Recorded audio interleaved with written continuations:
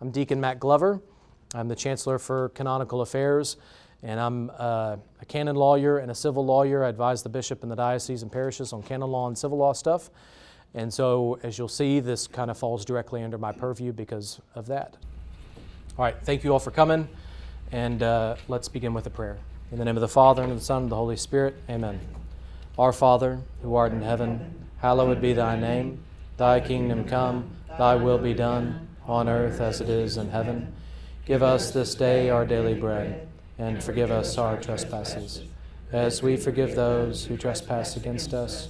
And lead us not into temptation, but deliver us from evil. Amen. In the name of the Father, and of the Son, and of the Holy Spirit. Amen.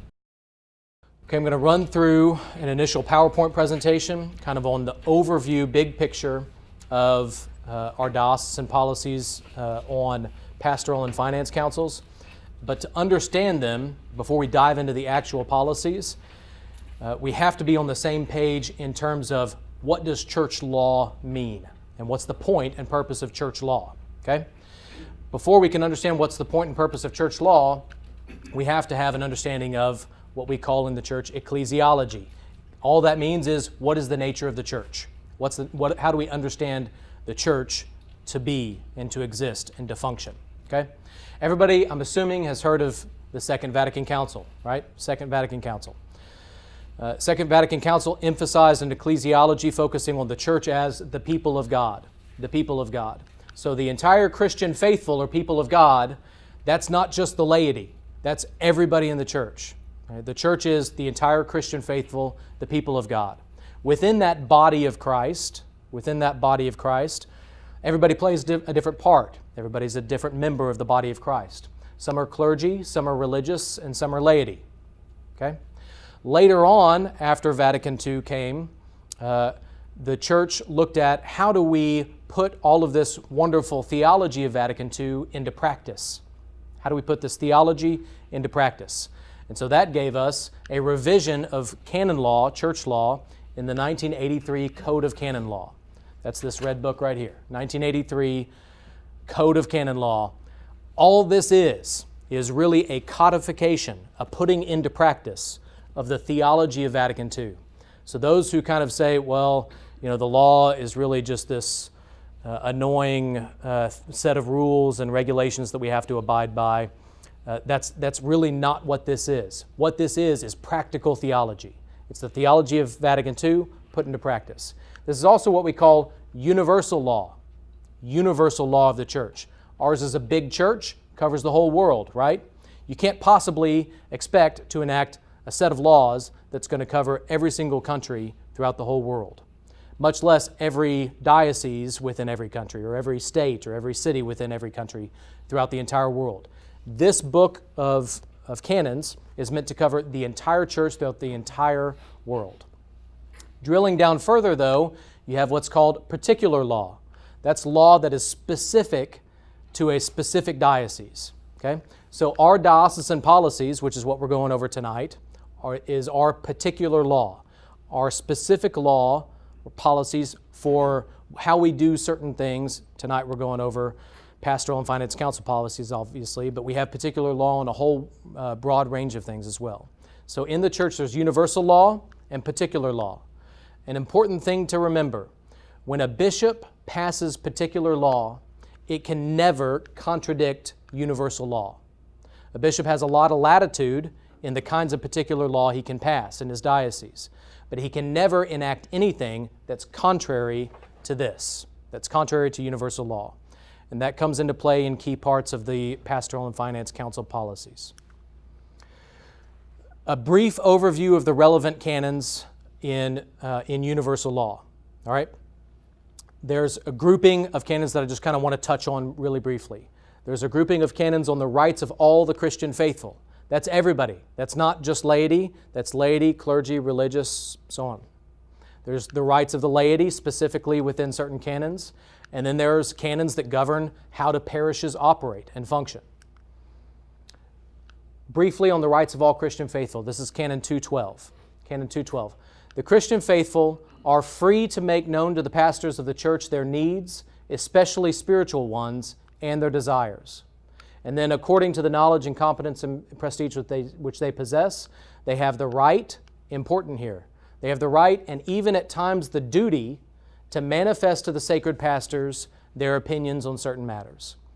So the Christian faithful, under universal law, have the right and even sometimes the obligation and the duty to make their opinions known to their pastors. All right?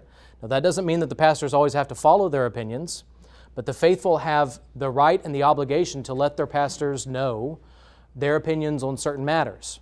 All right? That is not something that was just invented out of thin air because we happen to be Americans and we're into free speech or something like that. That's ingrained in the universal code of canon law, a right of the Christian faithful throughout the entire world.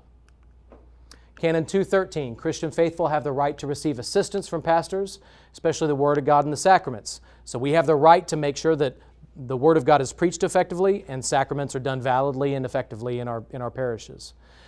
Canon 215, we are at liberty freely to found or direct associations and hold meetings for those associations.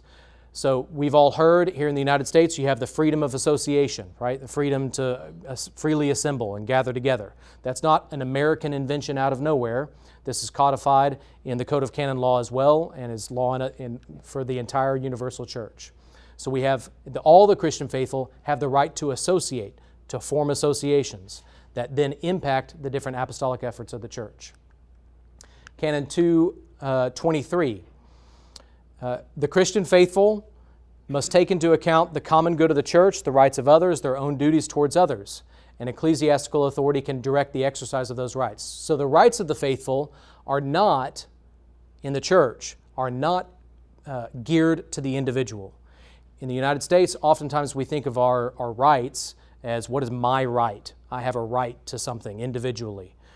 In canon law, these rights and how we exercise our rights really are supposed to be geared towards something outside of just ourselves, towards the good of the church, towards the rights of others, and whatever duties we have towards others. Quickly on the rights of laity, canons on the rights of laity, Canon 228. Lay persons who are found suitable are qualified to be admitted to exercise according to precepts of their law to certain ecclesiastical offices and functions. So laity can be admitted to certain offices and functions within the parish. This right is ingrained in the Universal Code. Note, it does not say any layperson whatsoever. It has to be a layperson who's found suitable for that particular function. All right? Laypersons who excel in certain knowledge, necessary knowledge, prudence, and integrity, are qualified to assist pastors as experts and advisors, even in councils. So we're already seeing here early on in the code a first nod to this notion of councils. All right? So laity participating in councils is an essential function of the exercise of laity's rights under the universal norms of the church. This canon is more of just an interesting one, but it points to the right of the laity. It's not just the clergy and their right, or religious and their right to go and learn about theology and church teaching. That's the right of the laity as well. The right of the laity to acquire knowledge of church teaching and then to exercise and defend it in various aspects of the apostolate. So how we do that as laity impacts how we then advise our pastors on pastoral councils specifically. What are the different apostolic works going on in the pastoral council? Well, laity have the right to obtain the knowledge necessary to then be able to better advise our pastors. Parishes. These are the canons specifically on parishes, getting closer and closer now to our pastoral council and financial council norms. Pastoral care of a parish. Whenever a parish is, the technical term is erected, okay? When a parish is erected. Basically, when a parish is founded or established. When a parish is erected, that parish becomes by the law itself what we call a juridic person. That's a fancy canonical term for kind of sort of like a corporation, all right? It becomes a corporate entity under canon law. And the representative of that corporate entity, of the juridic person, is the pastoral care of that juridic person is entrusted to the pastor of the parish. So the overall representation of that juridic person, that's on the pastor.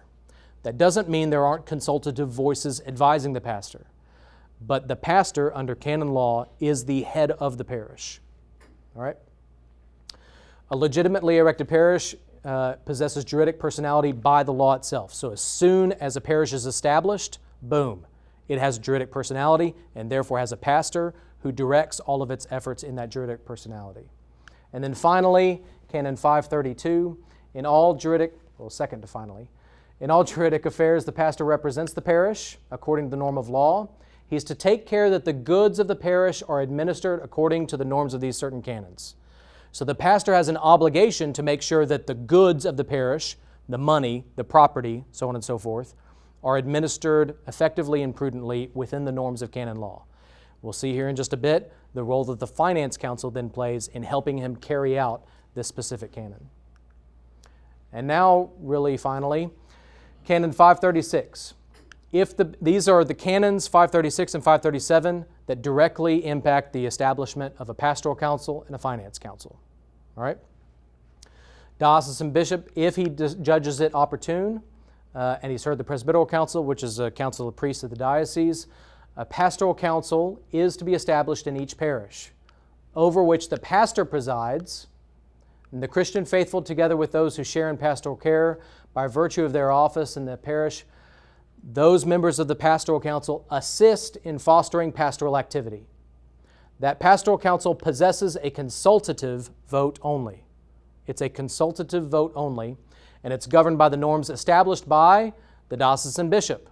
So what's that a nod to? That's a nod to particular law, right? That's the universal law saying we recognize we can't enact particular law for Little Rock or Los Angeles or Chicago or countries throughout the world that's going to effectively govern these councils. Every place is different. Every culture is different. Every language is different.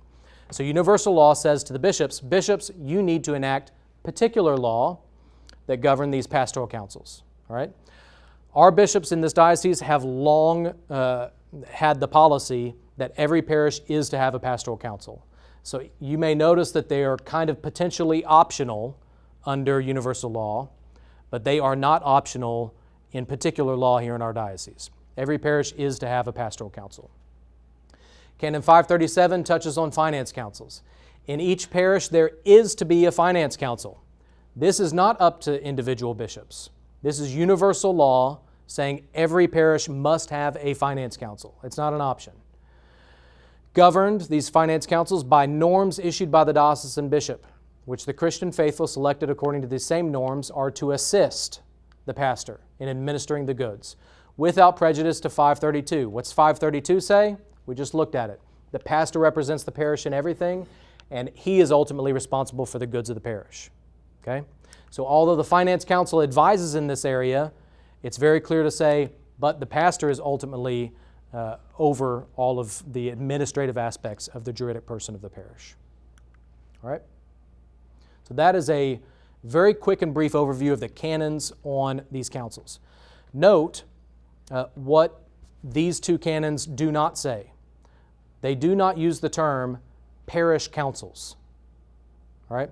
There really is not, there's no such thing as a parish council. There are two parish councils, if you really want to use that terminology.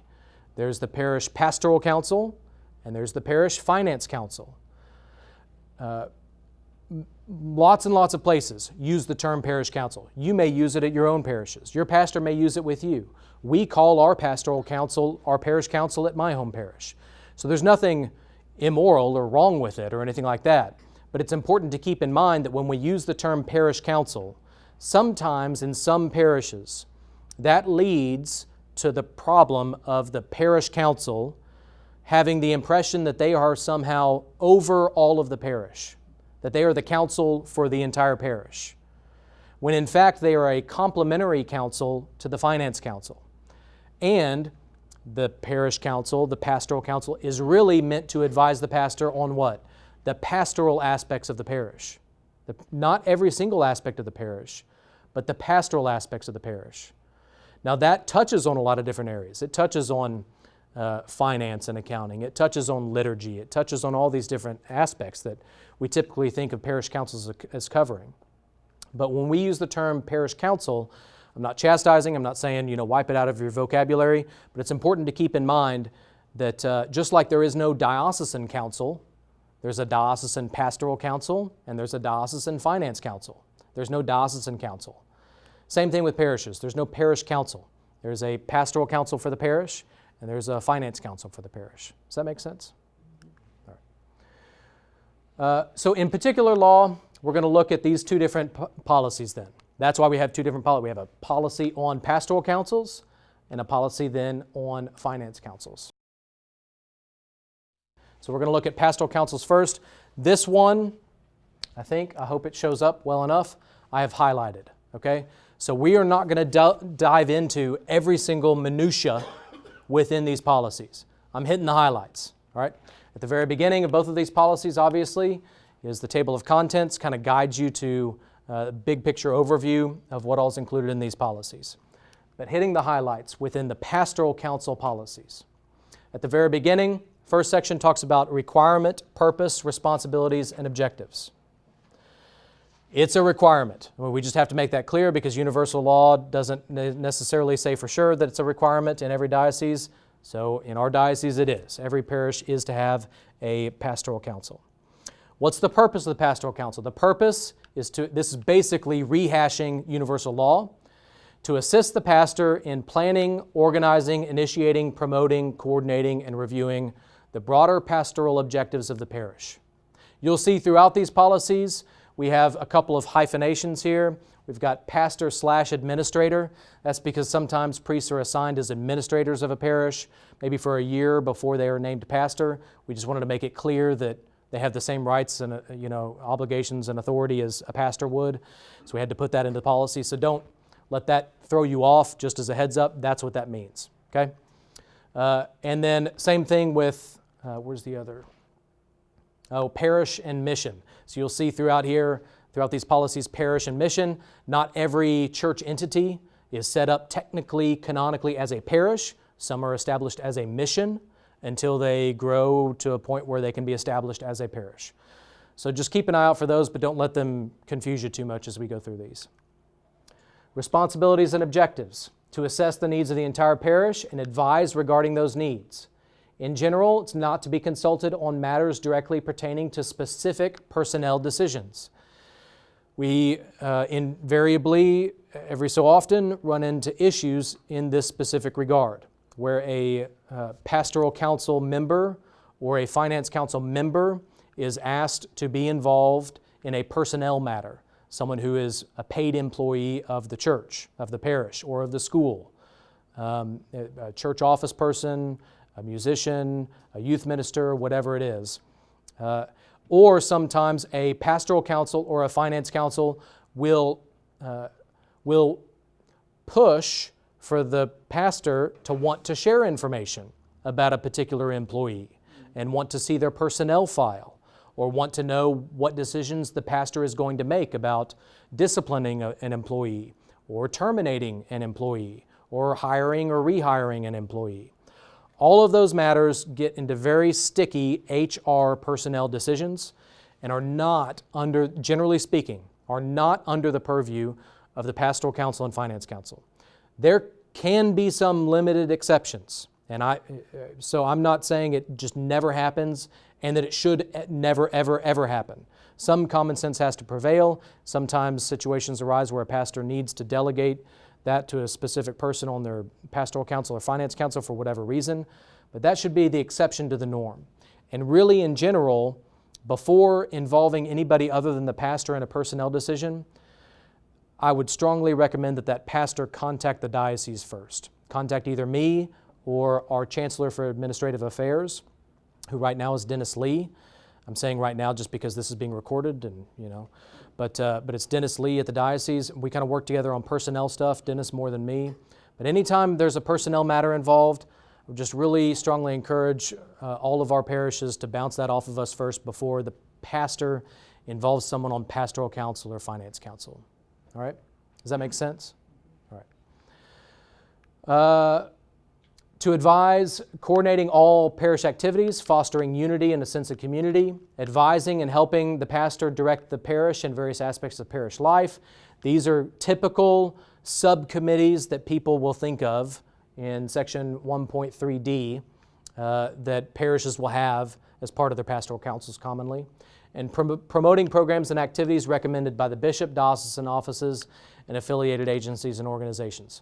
Note the focus is entirely on the parish. The focus is on the parish. But we are also a universal church, and we're in communion with one another. The Diocese of Little Rock is called the Diocese of Little Rock just because the see for the diocese happens to be in the city of Little Rock. But the Diocese of Little Rock really is the Catholic Church in Arkansas. That's what our particular church is. We are the Catholic Church in the state of Arkansas. And so we're in communion with one another through who? Through our bishop. And so it's important that the Pastoral Council promotes initiatives. Certainly the primary focus is on the parish, but there's also always this link with diocesan efforts and policies and procedures of the diocese as well. Membership, Section 2. At least, this is for Pastoral Council, remember, okay? At least 3, no more than 12 members. The pastor isn't a member, he presides over it. Pastoral Council bylaws. Every Pastoral Council is to adopt a set of bylaws. This is kind of a new little requirement that was updated in our 2017 policies. And the reason why it's in there is because over time, in the previous policies, pastoral councils and finance councils, sometimes in some parishes, began to do things like adopting their own constitutions. And nobody over time really knew what that meant. What does a constitution for our finance council mean or our pastoral council mean?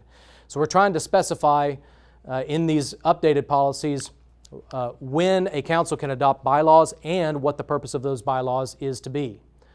So bylaws can provide for selection of members, and those pastoral councils can be selected in one of 3 ways, either by all appointment, all election, or some combination of the 2. And if it's going to be some combination of the 2, appointment and election, then that needs to be spelled out in the bylaws. And if any are to be elected, it's for the pastor to nominate or approve a nomination. And you always have to have more than one person nominated to fill a seat.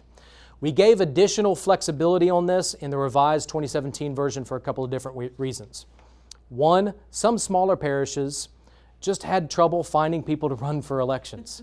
So under the old policies, it was mandated that a certain percentage had to be elected.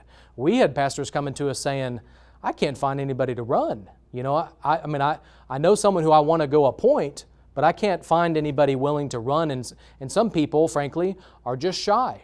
They are perfectly happy to serve on a council, but the idea of their name going on some ballot that's going out to the entire parish and they're being voted on, you know, it just makes them want to go crawl in a hole. But they would be perfectly willing to serve by appointment. So every parish is different. So that's why we really loosened up the flexibility in the 2017 version of these policies. Some parishes are still a mixture of election and appointment. Some are by appointment only. Some are by election only, and that's fine. We at the diocese, we don't care. You know, whatever works best for your parish, that's what we want to work for your parish. But it needs to be nailed down and outlined in the bylaws of your parish of your bylaws for that pastoral council. Who's eligible? Registered active member, at least 18 years old.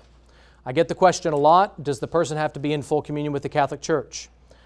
We'll see when we look at the Finance Council policies in the next little part. The Finance Council members of the Finance Council do have to be in full communion with the Catholic Church. That is not the case for Pastoral Council members. So this comes into play a lot more in situations where you have parishes, oftentimes with schools, and you have a higher percentage of students at the school who are non-Catholic or whose parents are in interfaith marriages, one Catholic and one not Catholic. Maybe they're very involved in the school, and maybe you want them, the pastor wants them to get involved on the pastoral council for whatever reason, okay? So it's not, being Catholic is not necessarily in full communion with the church, is not necessarily, it says this in here, but there is more flexibility in here for a pastoral council, I would say, than finance council stuff. We've seen requests for exceptions to this, and we grant requests. You know, when a pastor contacts us, we just ask the pastor to use discretion. So these policies, although they are set in stone, so to speak, on the website, and these are what's been promulgated, there can be exceptions to these policies, okay?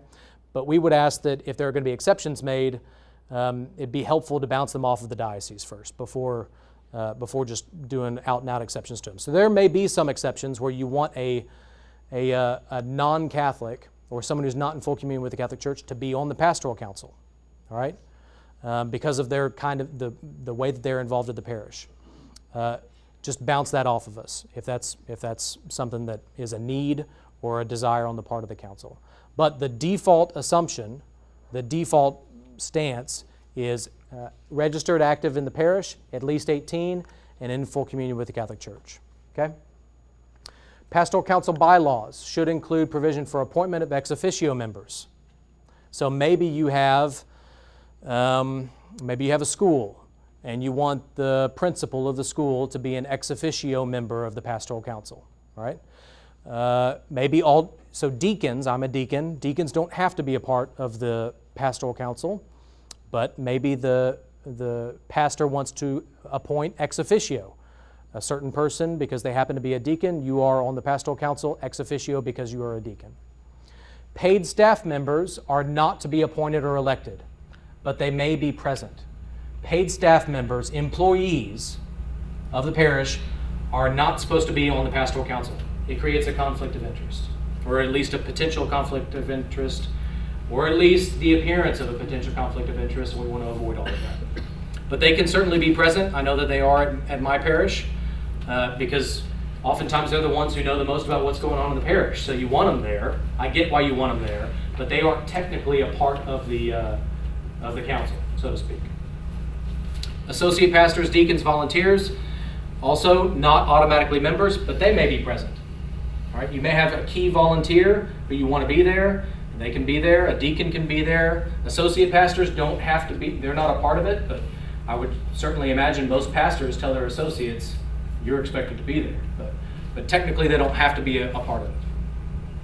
Pastor has to devise a method for removing any delinquent members.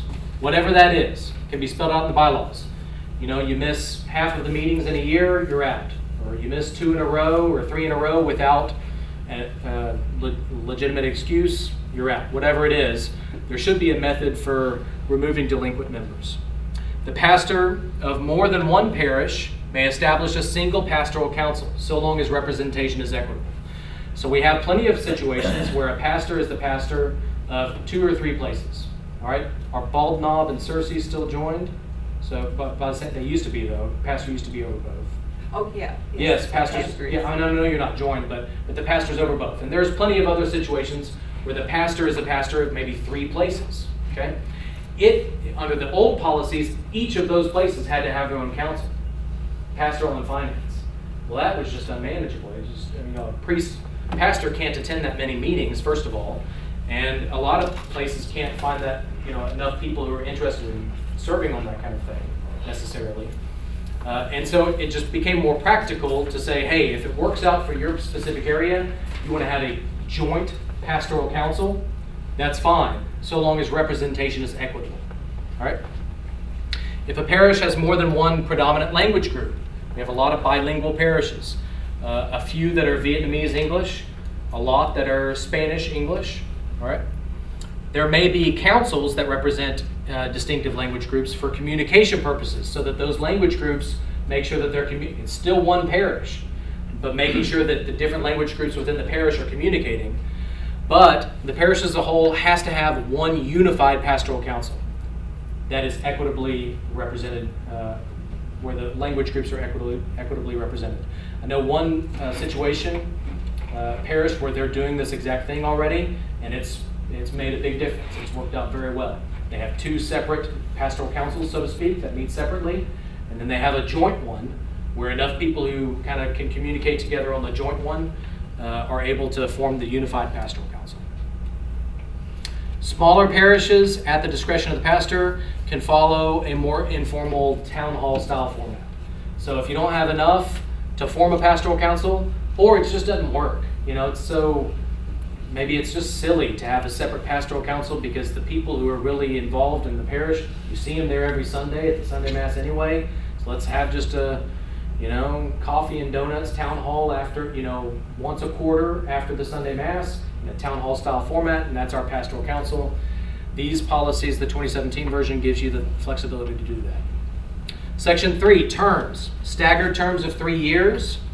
No more than 2 consecutive terms. That's 6 years total. After 2 consecutive terms, you have to roll off for a term. You have to roll off for a full 3-year term. All right? Now, I know that there are places that don't do this. All right? And it's not the end of the world, but it's not ideal. I know that there are places that do this because simply, again, common sense has to prevail, and you want continuity of knowledge base within the pastoral council and of leadership within the council. And I get all that, but it does every now and then run into a problem where someone's been on the council for way too long and gets crossways, and then there's a power struggle internally, whether with other council members or with the pastor. Oftentimes, it doesn't work out that way. Oftentimes, the person's on the council that long because they've worked out so well, and they want to be on the council, and the pastor wants them on the council, and everybody else wants them on the council or her on the council too. And that's fine, but it can occasionally cause some difficulties. So that's why we have term limits in effect in our current policies. If there's an exception to this, it ought to be the exception to the norm. And it would be nice if we kind of had a feel from our pastors of how often there are exceptions going on out there. But this is the particular law for our diocese. Okay, 2 3-year terms with an in-between rolling off term, after which the person could come back home. Any vacancies filled by the pastor. If the vacant seat is filled, it doesn't count towards that term limit. For a just cause, the pastor may remove a member of the council prior to the expiration of his or her term. Just cause, how do we get that language? It's just in the Code of Canon Law. It's just the kind of the canonical term that you use. It can't just be for any reason.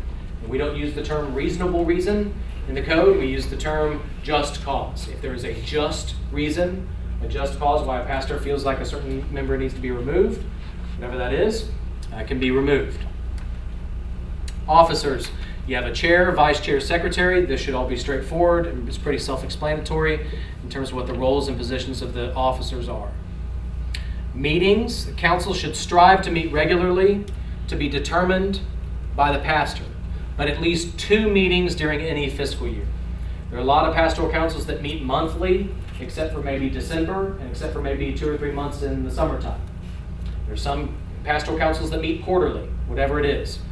But we want our pastoral councils meeting at least twice a year in a fiscal year, at least twice a year. Regular meetings may not occur without the presence of the pastor or his delegate if there's some specific really need for it. And only the pastor can call a special meeting. We run into this every now and then, where a pastor finds out that the pastoral council has been meeting behind his back, and that's not good. That defeats the whole purpose of the pastoral council. The whole purpose of the pastoral council is to advise the pastor. So if there's a meeting of the council without the pastor there, they can't very well advise the pastor. And the council has no actual authority, voting authority anyway. So if they're really wanting to meet in order to sway or persuade the pastor on a specific issue, you want the pastor there. That's the whole point of having that dynamic. All right? So meetings can't occur without the pastor. Well-planned agenda is ideal. Is to adopt separate bylaws subject to the approval of the pastor. So you cannot adopt bylaws that aren't approved by the pastor. The old way of doing things, we had a couple of situations where bylaws were adopted that undercut the authority of the pastor, or attempted to undercut the authority of the pastor, and just caused all sorts of friction and controversy and bad blood and so on and so forth. So any bylaws have to be approved by the pastor and have to be consistent with the Code of Canon Law and these diocesan policies. So the bylaws that are adopted cannot, just like the particular law, these policies can't contravene universal law. All right, the bylaws cannot contravene particular law or universal law. That should go without saying, but you'd be surprised at some of the stuff you see. 5.5, Pastoral Council may form subcommittees. It doesn't have to form subcommittees, it certainly can. Lots of places form subcommittees. No problem with subcommittees. The old policies kind of outlined there shall be these subcommittees on such and such and such and such and such and such. Well, for a lot of parishes, that was impractical. Just didn't make any sense. All right. So it's now more of a may than a should or shall. As a general rule, meetings are open to parishioners. All right? Pastoral council meetings are not closed meetings. They're public meetings. Now, I suppose on a really hot button topic, there's maybe some times where you're going to get a lot of public interest in your parish at attending pastoral council meetings. Maybe you're looking at building a new church design or something like that. But for the most part, I would think you would agree with me that those of you who go to these meetings, most people in the parish do not want to go to these meetings, right? I mean, there's not like a huge wave of interest on the part of people in the parish saying, I demand to be in this meeting, and I want to know when it is because I'm going to be there, by golly. That doesn't happen, but they are public meetings. If anybody asks, hey, can I go to this? Yes, it's a public meeting. If there is a specific reason why the council needs to meet in executive session, meaning in a non-public forum, you can go into executive session. I can think of a whole host of different reasons why that might need to be the case, but certainly the pastor at his discretion can take it into executive session. Just because they're open and public doesn't mean that non-members can speak. They can attend, but they can't necessarily speak. They can only speak at the discretion of the pastor and on specific agenda items. So if someone wants to come and speak on a specific topic, they need to get clearance from the pastor first, saying, hey, I want to be there, and by the way, I would like to say my 2 cents on this particular topic.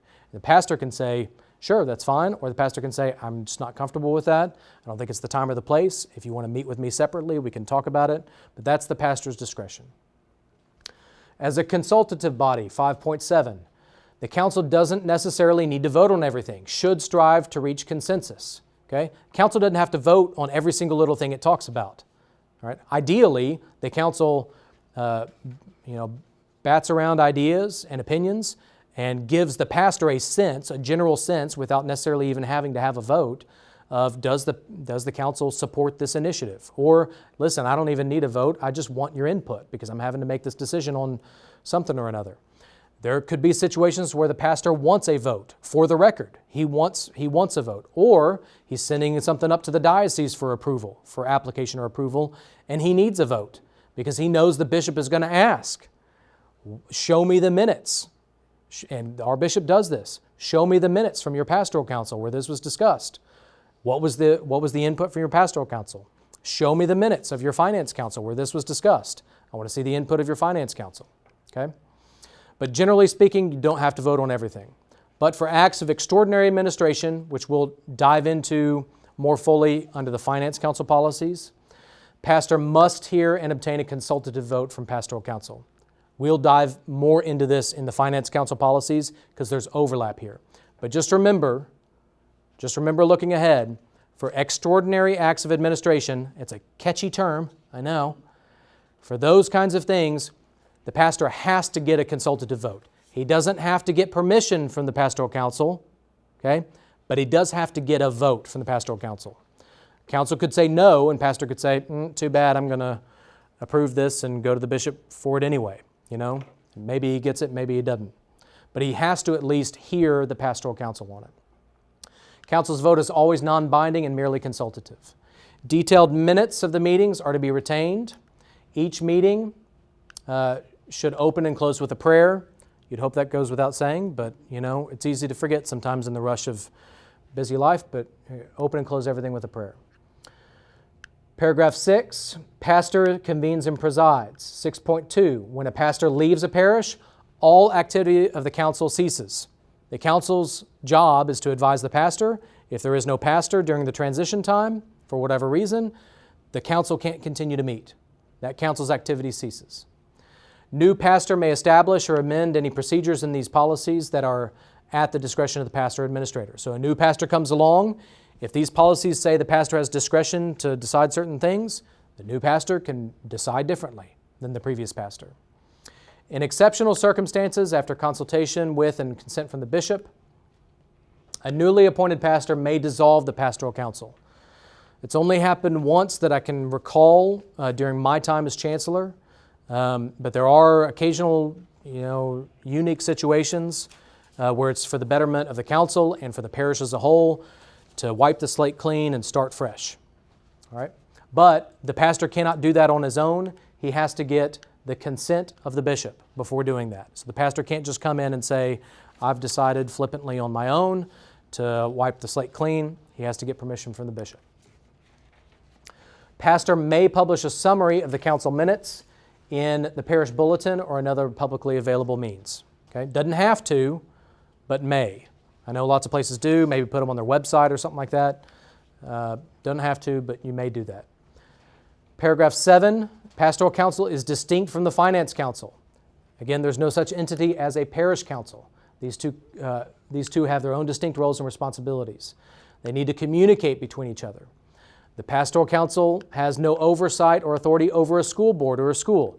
This Section 7 is repeated almost verbatim in the Finance Council policies. In fact, we're going to see a lot of this. The Finance Council policy part of this will go much more quickly because a lot of it's overlap. Section 7 is repeated verbatim under the Finance Council stuff. Pastoral Council and the Finance Council, no oversight over a school board or school, but the pastor has to consult with the Pastoral Council on these certain school-related activities, recommending a school be opened or closed, requesting to initiate construction projects for a school, and determining the amount of a parish subsidy for a school if the parish is giving a subsidy for the school. May appoint a representative of the Finance Council and School Board as ex officio members of the Pastoral Council and vice versa. Okay? I think that's probably generally a good idea because you want at least one person on each. There's some crossover so that there's some communication between the two councils. But you don't have to do it, but I would say it's certainly encouraged to do that to foster communication. Then at the very end of these policies, there's this appendix. And the appendix, A1, is just a chart that kind of outlines the different roles of the parish administration and the Pastoral Council and the Finance Council. And it's just kind of a quick cheat sheet, all right? So if you're wanting a quick cheat sheet, maybe everybody needs a refresher over the different roles and responsibilities, it's helpful to kind of go to this cheat sheet chart and break it out in a meeting and say, let's get our heads on straight and about who's really responsible to do what, all right? And then Appendix 2 talks about acts of ordinary administration and extraordinary administration. This is in more detail in your Finance Council policies and procedures. It may not actually be in the version of the Pastoral Council guidelines, policies that you have printed in front of you, but it's in there, all right? And it's on our website, and it's in the Finance Council policies as well that we're going into right here immediately. And at the very end, relevant canons from the Code of Canon Law. Now if you'll look at your Finance Council policies. Again, this will go much more quickly, okay, because there's a lot of overlap between this and Pastoral Councils. Really the area that we need to delve in most in the Finance Council is those acts of extraordinary administration versus ordinary administration. What does that mean? So that's where we'll spend most of our time. But really quickly on Finance Council on these policies, you'll see it looks very, very similar. You have to have a Finance Council. What's the roles and responsibilities for a Finance Council? To advise the pastor on the administration of goods, especially acts of ordinary and extraordinary administration. Notice, to assist, to assist, to assist, to review, to assist, to recommend, to advise. All right? So key verbs throughout these policies. So it's not to tell the pastor what to do or to give the pastor a vote so that he can do something or hold him back from doing something. I've obviously never been a pastor and never will be a pastor, but in my experience in working with and mediating conflicts between councils and pastors, oftentimes the councils that run into problems with their pastors and vice versa, there's confusion on these basic responsibilities and roles just at the very beginning, And the councils that understand on the front end, hey, my role is not to tell the pastor what to do. It's to advise and to assist. And when the pastor has a good relationship with his council and doesn't feel like the council is trying to force issues on the pastor or tell the pastor what to do, in my experience, those kinds of councils have a lot more persuasive power with their pastors. The councils that operate within the framework of what their roles and responsibilities are end up having a lot more oomph with their pastors than a council that is trying to put its foot down and tell the pastor what to do, so to speak. Okay? So it's just, for whatever that's worth, I throw that out there. Section 2 on membership, at least 3, no more than 5. You know, it's a smaller number than the Pastoral Council. That's because it's harder to get people, frankly, who are willing and who have the necessary expertise to be an effective finance council member. Okay? Selected by appointment. They're not elected. They're appointed by the pastor. Again, it's easier to find a cross-section of people who would advise on lots of different areas of the pastoral activities of the parish. But on the financial matters of the parish, you don't necessarily want to be electing somebody because they are wonderfully loved in the parish. That might make them a wonderful, amazing, on-fire addition to the Pastoral Council. But if they couldn't add anything substantively to the Finance Council, they may not be the best Finance Council addition. So the pastor appoints these people, registered active member, at least 18, and have the ability to, get along well with others in the sandbox. 2.4, should possess experience or expertise in accounting, business, finance, or law. Notice should. Doesn't have to. It's not an absolute requirement, but it's a recommendation. Should. It's not may, and it's not shall, but it should. Should possess experience or expertise in accounting, business, finance, or law. Any persons who could have a real or perceived, even a perceived conflict of interest, aren't eligible. Okay? Paid staff members, not eligible. Close relatives of the pastor, not eligible. It's important, especially in this day and age in the church, with financial scandals percolating in various dioceses and various other parts of the world. It's important that we avoid not only actual impropriety, not only actual conflict of interest, but even the appearance of conflict of interest or the appearance of impropriety. All right? It's not enough just to avoid actual conflicts of interest. We got to avoid even perceived ones. So that's an important element of the Finance Council specifically. Again, staggered 3-year terms for terms renewable, but no term limits. Makes it different than pastoral councils. Again, it's harder, frankly, to find people who are willing to serve for a long period of time on finance councils, and more so even than the pastoral council. The finance council builds on having that institutional memory, that institutional knowledge of, well, we tried that loan process 20 years ago, or we, built that new fence, or, we restaked that boundary line 20 years ago, and it all went to, it did not go well, or this is what we learned from it. Or having that institutional memory from the finance management standpoint is really helpful, especially for the finance council, so no term limits. For a just cause, someone can be removed. The chair can be either the pastor or someone else. Is to have a secretary. This section 4 is pretty self-explanatory. Meetings, at least quarterly. At least quarterly. I know some don't meet that often, but that's the expectation by our policy, is to meet at least quarterly. Things get sideways financially in parishes, can get sideways very quickly, very easily. And so if you have a finance council who's only meeting once a year, that's a problem. And it's a problem not only, that pastor may be the most amazing, wonderful pastor in the world, and maybe a phenomenal administrator. I mean, maybe the best financial administrator you've ever seen, or your parish has ever seen. But again, especially in terms of the finance council, what's important? Not only avoiding any actual impropriety, but even the appearance of impropriety.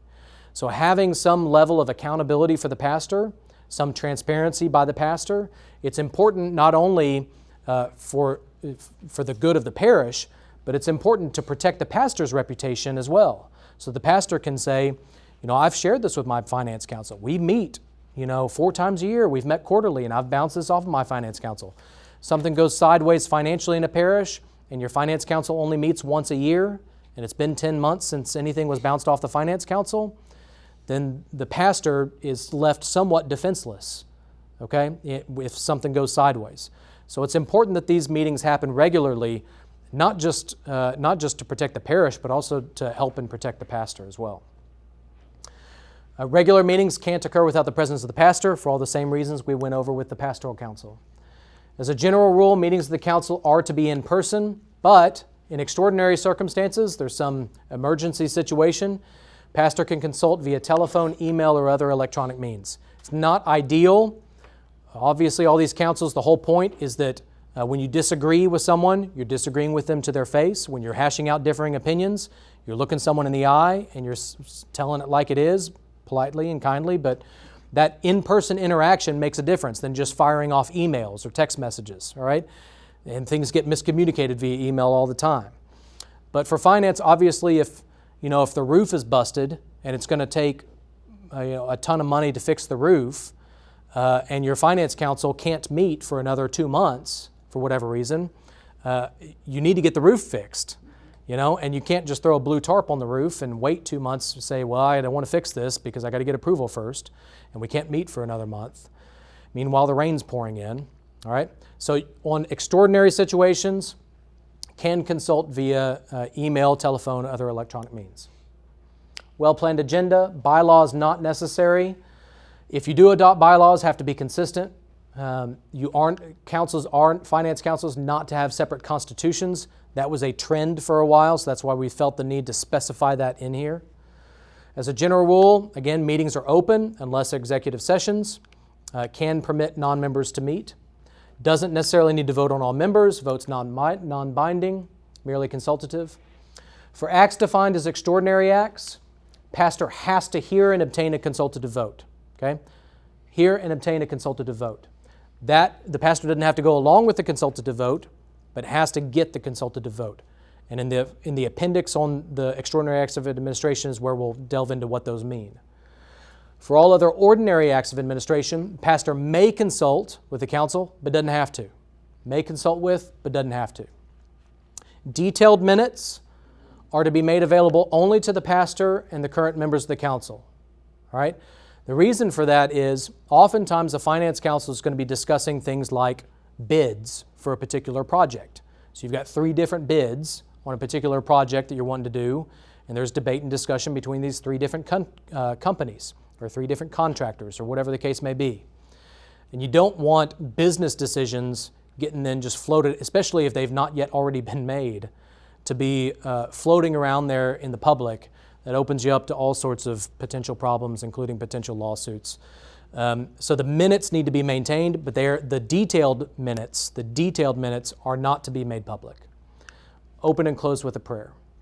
Pastors, the chief governing officer of the juridic person, so he convenes and presides.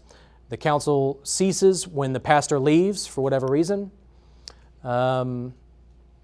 Again, the pastor has discretion to change things that are stated as his discretion. Pastor can dissolve the finance council after consulting with the bishop for extraordinary reasons. Same thing as in the pastoral council. Here's back to the minutes. The pastor may publish a summary of the minutes in the bulletin or elsewhere, but not the detailed minutes. And he doesn't have to publish a summary of the minutes. It's may. He may publish a summary.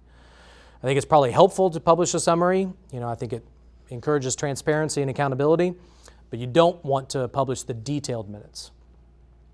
Pastor is to communicate income and expense report to the pastoral council at least annually. Pastor is to send. Anytime you see this is language, is to do this, is to do that, that means he has to do it. Okay? It's not an option. If you see may in the policy language, may means it's optional. But when it says the pastor is to do this, that means that he is to do it. It's not an option.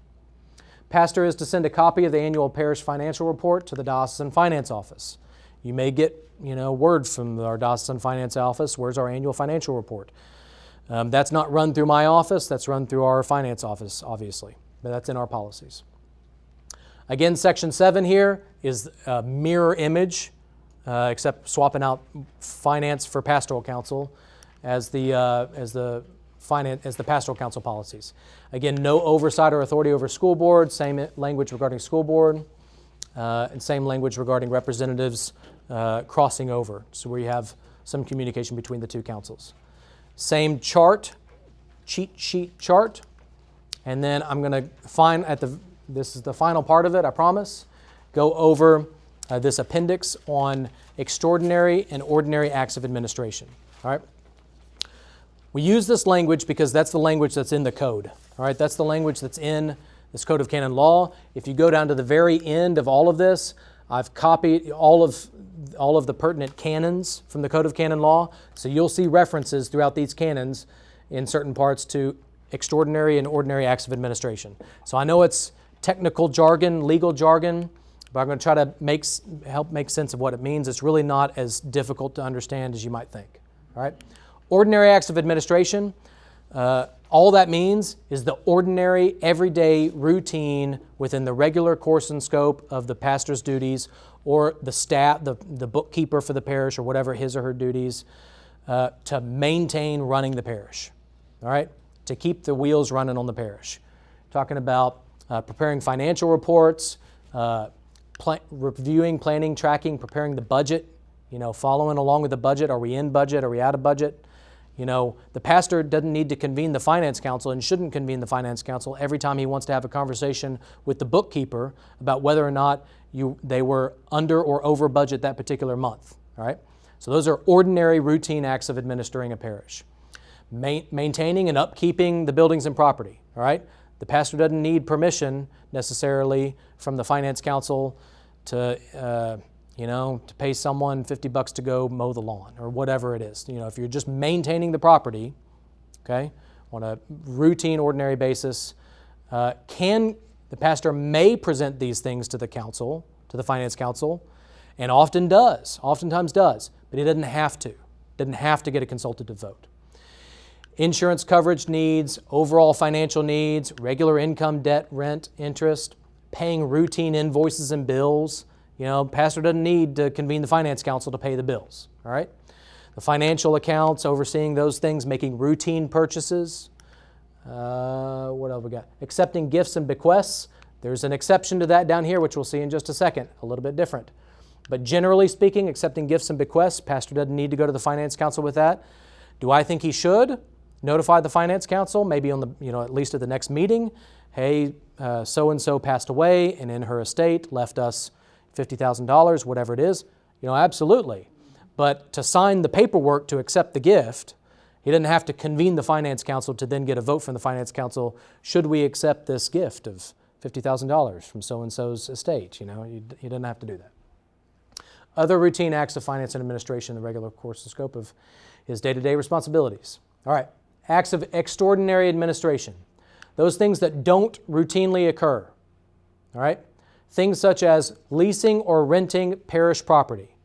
If you're going to lease parish, you have a building, you have an extra house, you have whatever it is, and you're leasing or renting parish property to an outside entity, all right, in such a way as to subject the parish to a permanent or long-term financial or regulatory burden.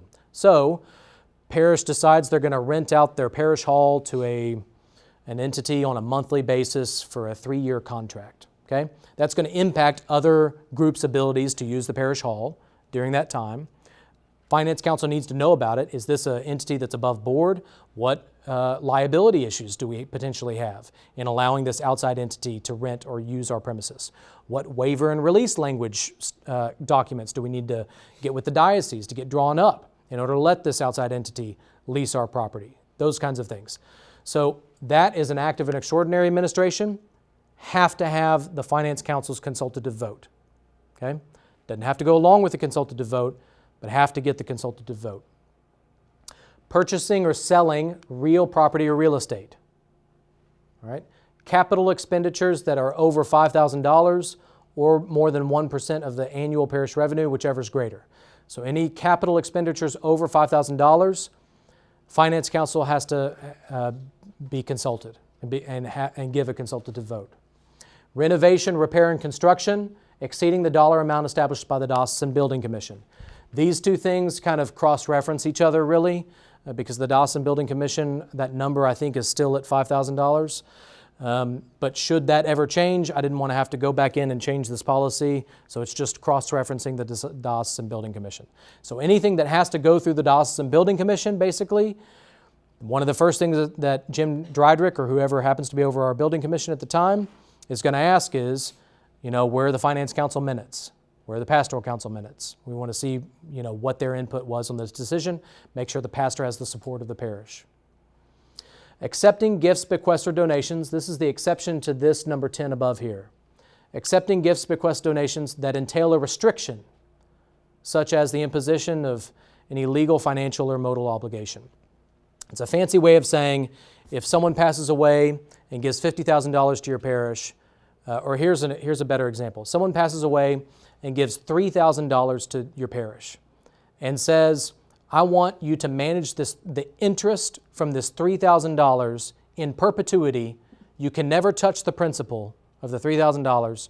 I want you to manage it in a separate account, and the interest on the $3,000 I want you to give as a scholarship to be decided every year to a different student in your parish. Well, the management and maintenance on something like that is not worth the hassle. I mean, the amount of money you're going to get on $3,000 interest on that, most pastors are going to say, that is not, I've got to come up with a system. I've got to come up probably with a board to meet, because I don't want to be the one as pastor making this decision of who gets this money.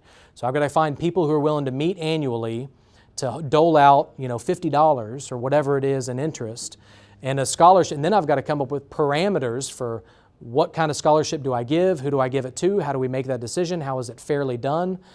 And so there are situations where we certainly advise pastors, listen, this is not worth it. Decline this gift. Decline this bequest.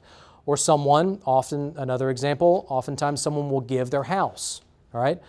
But their house they haven't lived in 50 years. And it's on a lot that's totally, not worth anything. It's totally, and we couldn't sell it quickly even if we wanted to, meaning the parish. So we advise the parish, listen, we're going to write a very kind thank you but no thank you note to the estate. It was very generous for them to think of the parish in the estate, but we're going to decline that bequest, all right? But those kinds of decisions, if there's a restriction attached to something like I'm leaving you my house, but you have to use it for the youth ministry program, that's a restriction, okay, on that bequest. If there's a restriction on a gift like that, it has to go before the Finance Council, okay? Another example that came up recently is someone wanted to give, I forget what it was, $50,000 to the construction of a new bell tower, okay? But the amount of upkeep that it was going to cost, the amount of money it was going to cost to upkeep this newly reconstructed bell tower, which was over $50,000, whatever it was, the parish couldn't afford the upkeep, even if they wanted to build it. I mean, it was a wonderful, generous offer. I mean, it really was. But the parish had no way financially of upkeeping the newly constructed thing. It was going to put the parish in greater debt long term to accept that gift. So you have to go back and say, will you lift the restriction on this gift? Could we use it for something else? And if not, we will politely decline. But those decisions, when there's a restriction, need to get the input from the Finance Council. Have to get the input from the Finance Council. And oftentimes they will say, let's contact somebody at the diocese, Jim Drydrick or me or somebody to kind of bounce that off of, okay? Entering into financial transactions which could worsen the patrimonial condition of the parish. So that bell tower thing is another good example. You enter into some sort of contract or agreement, but long term you could worsen the position of the parish financially. Can't start a lawsuit, all right? Pastor can't start a lawsuit on behalf of the parish without consulting with the Finance Council, and actually he has to also get the permission of the bishop before contesting or initiating a lawsuit. Any financial campaigns, drives, special collections, fundraising events, Finance Council has to be involved. Alienating, that means getting rid of, transferring ownership of property that exceeds these values or has these other aspects to them. Finance Council has to be involved. Applying for a loan. Pastor can't apply for a loan without the Finance Council's consultative vote. And finally, establishing a school or a cemetery. All right, those are all acts of extraordinary administration, different from ordinary administration. Okay? That pretty much concludes, and then at the very end, are all the canons for Finance Councils. That's the relatively short, brief, in a little over an hour, 30,000-foot view of our diocesan policies on pastoral councils and finance councils, but also kind of where they came from. What's the genesis of them? I'm hoping that by giving the background on the Canon Law, the Universal Law, and talking about ecclesiology a little bit, you'll get a sense of why these policies say what they say and do what they do. Okay? They weren't just kind of invented or created out of thin air. They're a product of the Second Vatican Council, the theology. They're a product of the 1983 Code of Canon Law, and then the particular law that we think works best here in our diocese. Okay? But let's all close with a prayer if we could, please. Glory be to the Father, and to the Son, and to the Holy Spirit, as it was in the beginning, is now, and ever shall be, world without end. Amen. In the name of the Father, and of the Son, and of the Holy Spirit. Amen. Thank you, everybody.